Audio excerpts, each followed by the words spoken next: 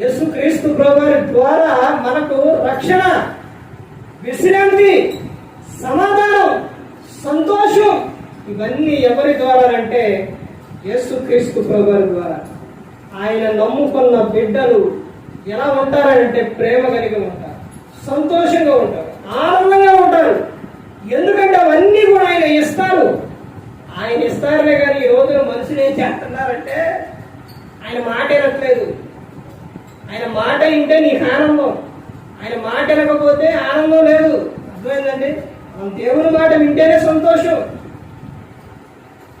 ఇప్పుడు ఆ తండ్రి దగ్గర ఉన్న కుమారుడు, పెద్ద కుమారుడు తండ్రి దగ్గర ఉన్నప్పుడు ఆ తండ్రి వచ్చి అడుగుతుంది, ఏంటి అంటే నాయన తమ్ముడు వచ్చిండు, తిరిగి వచ్చిండు అని అంటే, మరి నాకు ఎప్పుడు ఇవ్వలేదు అని, నాకు ఎప్పుడు ఇటు చేయలేదు అని అంటే, నువ్వు ఎక్కడున్నావు? నా యొక్కే ఉన్నావు నాన్న.